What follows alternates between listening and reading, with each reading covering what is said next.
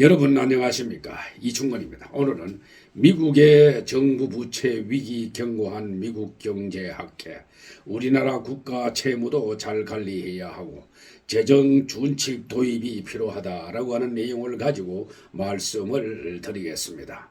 2024년 전미경제학회 AEA 연례 총회에서 미국 정부 부채발 경제 위기에 대한 경고가 많이 나왔습니다. 미국 정부는 2020년 이후 해마다 1조 달러가 훌쩍 넘는 재정 적자를 내면서 부채가 급증했습니다. 국가 부채가 급등해서 이자 비용이 늘어나고 이에 적자를 쌓아 또다시 부채를 늘려야 하는 이자의 눈덩이 효과, 스노우볼 이펙트가 결국 재정정책과 금융시장에 부담을 줄 것이라고 하는 전망입니다.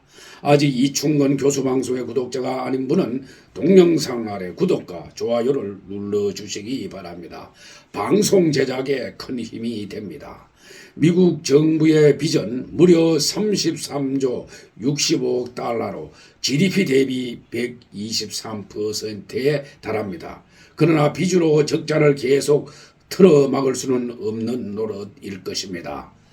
캐런 다이넌 하버드대 교수는 1월 5일 전미경제학회에서 결국 재정위기와 국가신용등급 강등으로 이어질 것이라고 했습니다. 이렇게 되면 미국 국채금리는 오르고 세계 자산 가격은 하락하게 됩니다. 미국뿐만 아니라 세계 금융시장이 직격탄을 맞을 것입니다.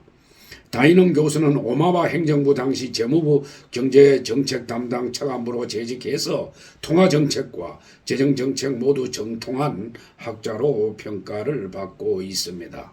통계가 시작된 1966년부터 2008년 10조 달러를 돌파하기까지 42년이 걸렸지만은 이후 15년 만에 20조 달러 이상 부채가 급증했습니다. 금융위기와 코로나19 팬데믹을 거치면서 미국 정부가 재정 지출을 확대한 결과입니다. 다이넌 교수는 문제는 이자의 눈덩이 효과가 발생해서 앞으로 큰 문제가 될 수 있다는 것이라며 부채가 증가할수록 방위비나 인프라에 써야 할 예산은 물론이고 가난한 아동에 대한 복지 등 일반 복지 예산도 가장 낮은 수준으로 떨어질 수밖에 없다라고 경고했습니다.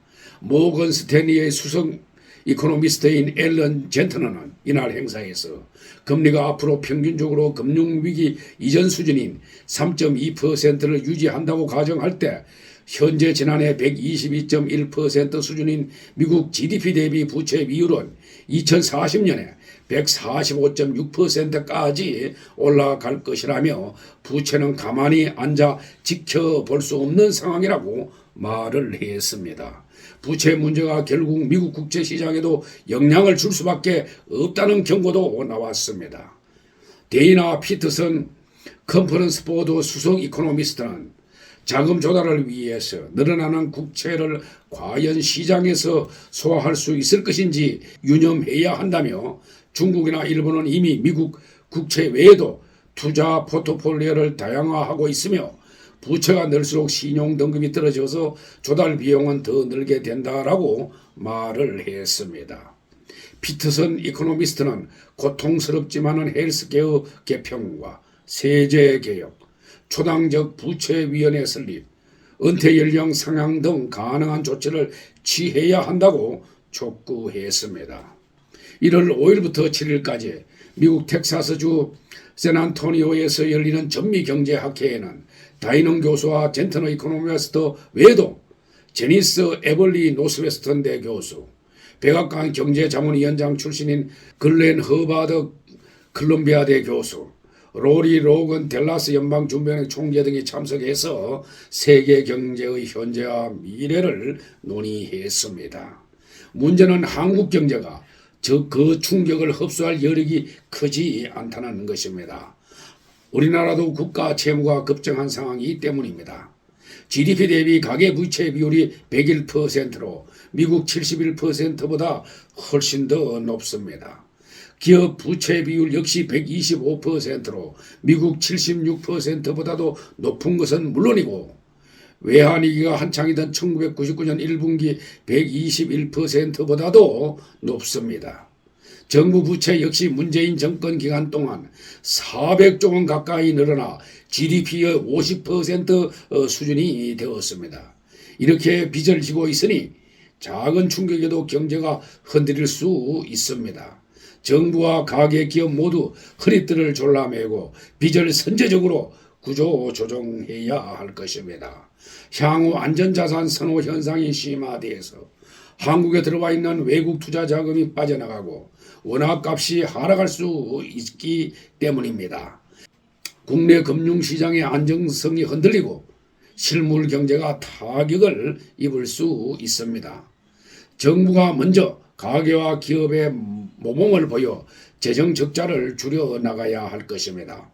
관리 재정 수지 적자가 2020년에는 GDP의 5.8%, 2022년에는 5.4%에 달했습니다.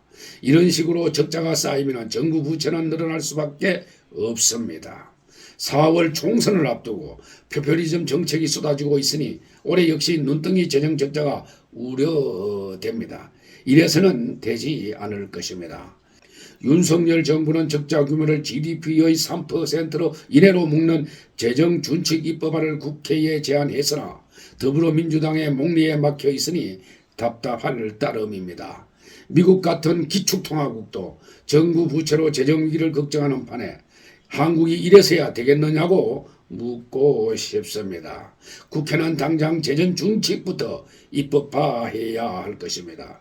더불어민주당은 문 정권 하 포퓰리즘 정책으로 국가 채무 뒤안을 해방 이후 약 52년간 627조이던 것을 5년간 400조 원 이상이나 증가시켜 급증시켰습니다. 그런데도 더불당은 포퓰리즘에 빠져 계속 포퓰리즘적 법안을 내고 있습니다.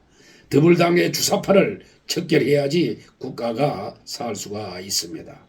향후에는 국가 발전과 미래 세대를 생각하여 시정하길 바랍니다. 오늘 방송은 여기서 마치겠습니다. 제 영상을 끝까지 시청해 주신 여러분들께 감사의 말씀을 드립니다.